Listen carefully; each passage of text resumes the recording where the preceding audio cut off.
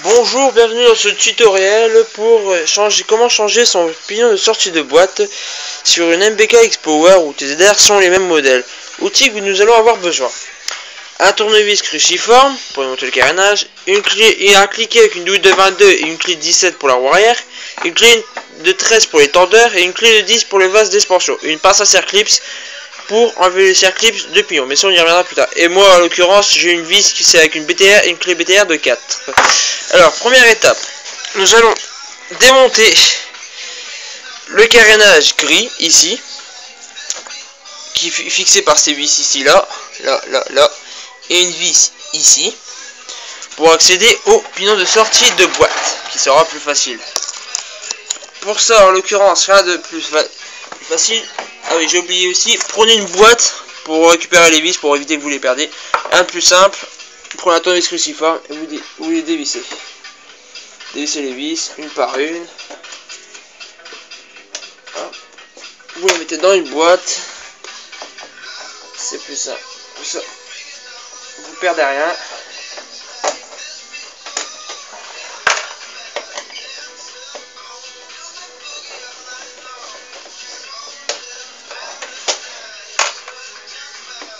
Bon, il m'en manque une ici.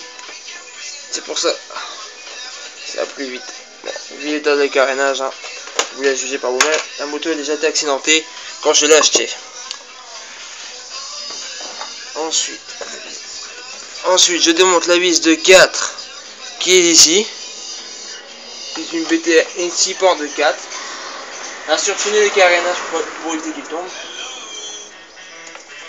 Et sinon, ce serait dommage qu'il tombe. Voilà, le carénage il se démonte.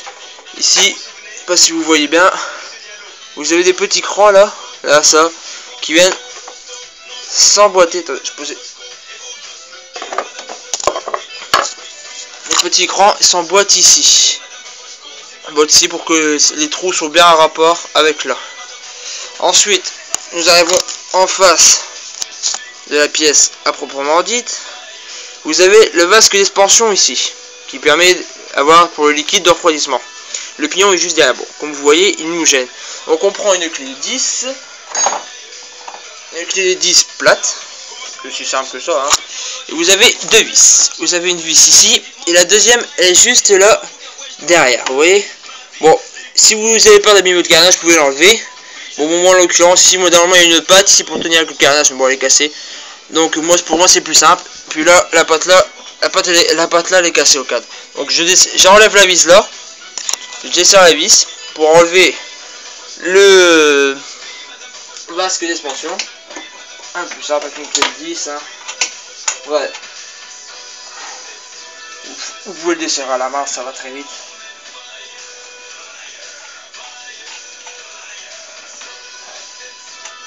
Voilà.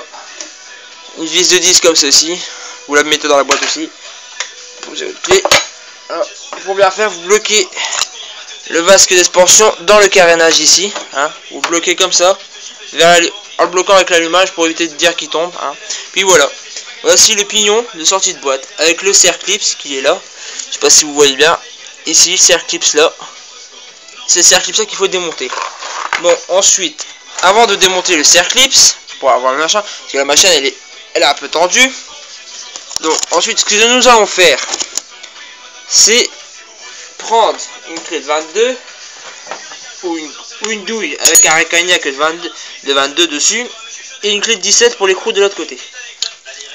Il faut desserrer l'écrou ici qui est du 22, vous le tenez avec le recagnac, et l'écrou, vous mettez votre clé de 17 ici pour le contre-écrou, pour la sécurité, pour le dire de le desserrer. Alors, et ensuite vous desserrez les contre-écrous de 13 qui est ici, et après vous desserrez la petite de 13 pour enlever la tension de chaîne, parce que ceci est l'ensemble de votre tendeur. Il y a des moments, moi j'ai dû remplacer les vis par du 13 que les autres étaient foirés, mais à la base c'est une tige de 13 avec la tête elle est du 10. Hein. Donc maintenant ce que l'on va faire, c'est qu'on va desserrer la jante pour détendre la chaîne.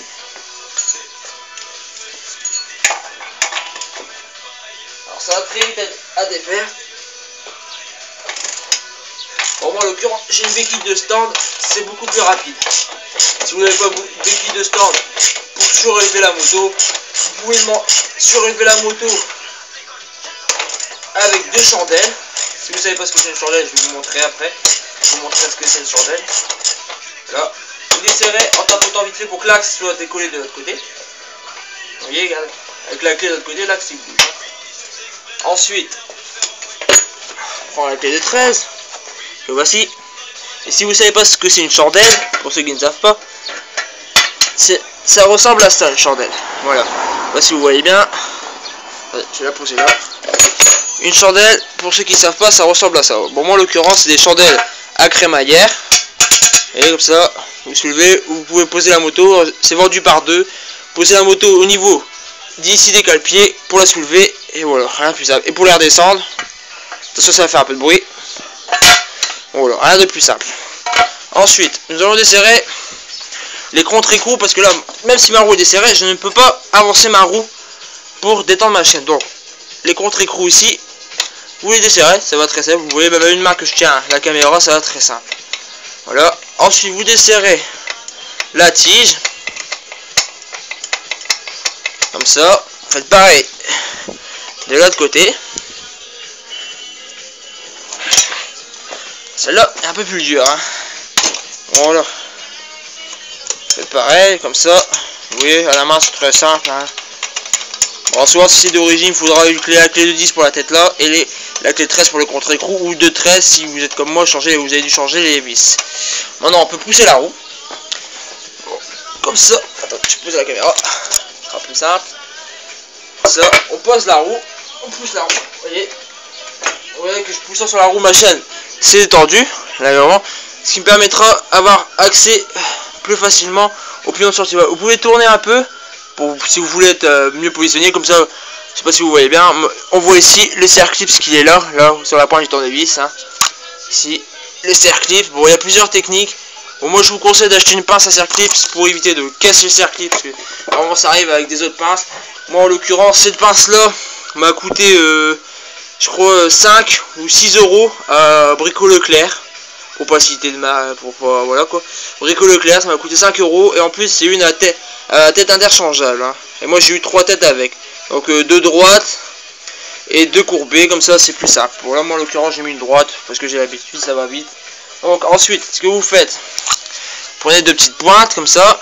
Ceux qui savent pas, il y a 2 trous, bah, c'est tout simple. Vous ouvrez un peu. Vous placez 2 petites pointes dans les 2 trous. Vous pincez. Voilà. Comme ça. Bon, si vous arrivez comme moi, vous voyez, regarde, moi j'ai eu de la chance. J'ai tellement. Alors, pour pas le perdre, vous mettez les cercle clips dans la boîte. Comme ça, on le perd pas. Ensuite, on peut sortir le pignon de sortie de boîte qui est très simple. Et vous le sortez comme ça. Enlevez de votre chaîne. Bon, moi en l'occurrence, ici, moi c'est un 13. Moi j'avais mis un 13, j'étais mis un 13, bon je fais ce tuto là en même temps, comme ça je vérifie ma transmission parce que bon, je vais me poser quelques petites questions pour savoir si la transmission était bonne, mais bon, en général si vous êtes d'origine, votre pignon ne sera pas aussi gros, hein. Votre pignon ce sera du 11 ou du 10, parce qu'il existe du 10 à 15, donc 10, 11, 12, 13, 14 et 15 en pignon de sortie de boîte. Donc moi je vous conseille, si vous êtes tout d'origine, que vous voulez débrider votre moto, bon bien sûr vous aurez débrider le pot. Pour moi le pot là je peux pas vous montrer comment le débrider parce que j'ai plus le pot d'origine. Mais si vous voulez débrider déjà à partir de transmission, si vous êtes d'origine, ce sera un pignon de 11. Pour bien faire, vous montez un pignon de 12 ou de 13 pour dire de pouvoir avoir de l'alancement. Ensuite, ce qui est très important, c'est regardez bien si vous avez le petit, je sais pas si on voit pas très bien. Si vous voyez bien, il y a un cercle clips ici aussi là. Je prends la clé pour vous montrer. Ici il y a un cercle clips derrière qui permet de faire une sorte de butée pour éviter que le pignon va taper contre le carter moteur qui est là. Et je sais pas si vous voyez très bien, mais ici quand vous placez votre pignon, après ici il faut que ce petit cran là qui est dans les dents soit libre parce que c'est l'emplacement du cercle clips. Bon voilà, ensuite nous allons passer à l'étape de remontage. Alors rien de plus simple pour remonter. Il y a un sens, si vous voulez pas vous tromper, souvent il y a un sens. Le côté où il est écrit la taille du pignon, elle est en face de vous. Alors, ça veut dire comme ça, vous voyez moi la marque elle est là. Je dois le mettre comme ça. Si vous le mettez comme ça ne changera rien, mais ça va user un peu plus vite le pignon. Donc de préférence je mets côté marqué. Après vous prenez votre chaîne comme ceci, vous mettez les dents dans la chaîne et puis faites attention à bien placer l'écran. De toute façon vous allez voir c'est un peu galère. Hop, là vous poussez bien votre pignon, vous voyez qui bloque contre l'autre serre-clips. Ensuite on reprend le serre-clips. Bon en l'occurrence moi c'était un neuf que j'ai mis il n'y a pas si longtemps donc je peux le remettre. Mais bon si vous venez le changer que vous n'avez jamais touché, je vous conseille d'aller chez un pro ou d'aller dans les magasins, bricolage ou quoi. Vous trouverez facilement des serre-clips comme ça. Mais pour avoir le bon modèle, conseil d'aller chez un pro, ça vous coûte quoi, 50 centimes à 1 euro, peut-être pas plus. Donc ça coûte vraiment pas cher hein, de le changer. Et un pignon c'est pas très cher non plus, c'est genre autour des 5 euros le pignon. Donc voilà. Donc, 1 plus 1, vous remettez les deux petits pipions de la pince dans le serre-clips. Vous pincez la pince. Quand vous pincez, ça ouvre la pince, vous voyez. Si je pince pas, ouais. Si je pince pas le serre-clips, il est normal. Celui-là c'est barré. Là il est dedans. Si je pince, vous voyez, il s'ouvre. Donc, ce qu'on fait, c'est qu'on le prend, on le positionne dessus. Hop. Vous relâchez.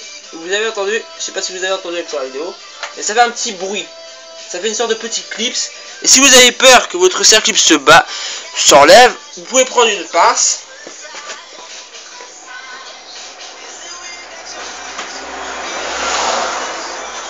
Vous pouvez prendre une pince à bec, comme ceci, une pince à bec, et venir à l'emplacement ici des deux petites tiges, où vous devez mettre les deux petites tiges, et repasser un peu, même si ça dérape, c'est pas grave, hein, ça va rien faire. Repasser un peu pour dire que vous voulez être sûr que votre serre-clips soit bien fixé. Ensuite, ce que nous allons faire, c'est cette partie-là, nous n'aurons plus besoin de y toucher. Donc, ce qu'on peut faire, c'est remonter le vasque d'expansion. Que voici. Je peux vous le sortir entièrement. Voilà, c'est ça le vasque d'expansion. Hein. Avec un niveau full, ça veut dire maximum. Et low, c'est minimum. Donc pour l'en fixer un plus simple, vous prenez la vis d'origine, comme ceci. Vous la mettez dans le trou de là. Et vous revissez la vis à la patte qui est sur le cadre. Ça va très vite à faire. Hein. Voilà. Ensuite, prenez votre clé de 10 plate. Et vous serrez bien. Sans forcer non plus, sans casser, parce que le vase d'expansion, les pattes du vasque d'expansion, c'est en plastique, donc ne forcez pas trop, sinon vous allez casser le plastique et ce serait dommage de le casser, parce que c'est souvent cher en magasin et en occasion, c'est un peu plus difficile à trouver. Donc ensuite, nous allons passer à l'étape suivante, qui est de tendre la chaîne. Alors pour tendre la chaîne, rien de plus simple. Je sais pas si vous voyez bien. Là, on a changé le pignon, donc bon, moi c'est juste pour vérifier, mais bon, l'étape elle est pareille. Donc on voit que ma chaîne elle est détendue, vous voyez. Alors rien de plus simple pour retendre sa chaîne.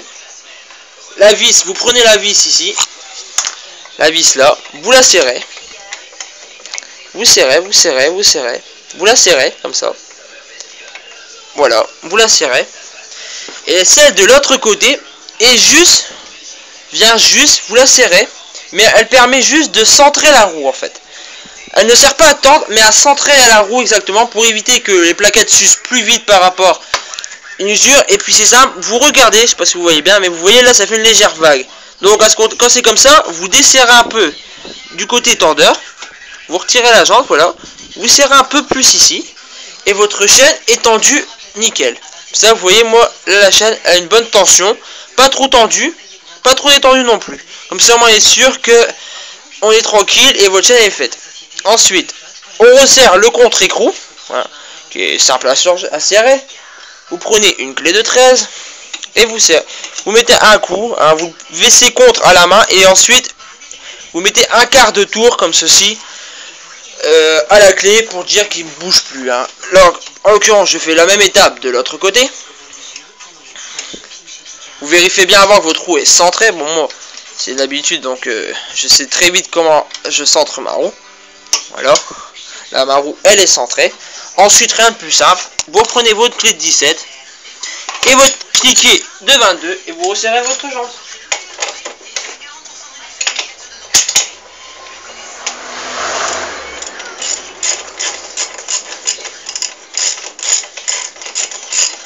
Bon, en même temps, tant que vous resserrez, vous vérifiez quand même hein, de la longueur de votre tension. Vous voyez, voilà, vous bougez légèrement. Donc, de temps en temps, ça arrive que ça bouge, mais ce n'est pas grave. Vous serrez bien votre jante, surtout serrez bien votre jante, si vous ne la serrez pas bien. Si elle se desserre et claque, avec les vibrations se retire petit à petit, ça peut être dangereux. Surtout si vous roulez au-delà de 50, même si la loi française dit ne pas rouler au-delà de 50. Mais bon, hein, qui ne le fait pas. Donc, serrez toujours bien votre roue. Bon, en l'occurrence, là, elle est bien serrée, elle ne pourra pas bouger.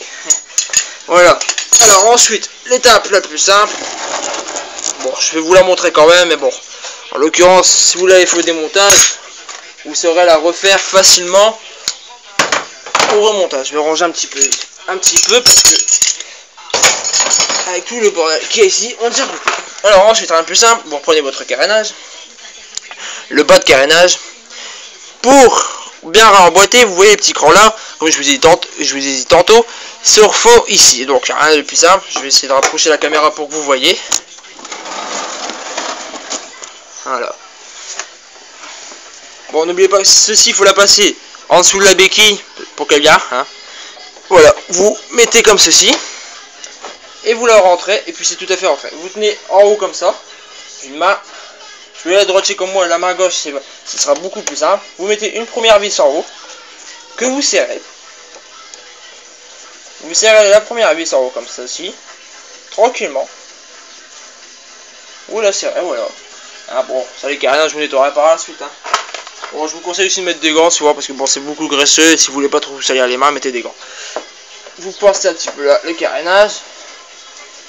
Vous serrez. Et voilà.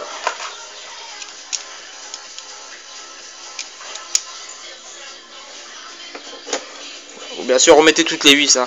Parce que bon, ne mettez pas que 2 ou 3 parce que c'est pas la peine. Hein. Bon, moi, il m'en manque juste ici, une ici, mais bon, c'est parce que je l'ai acheté, j'avais pas vu qu'il manquait la vis, mais bon, je vais pas me plaindre pour une vis, ça. J'en ai plein dans l'atelier. J'en remettrai une après. C'est pas un souci. Voilà. Dernière étape, la vis qui vient ici.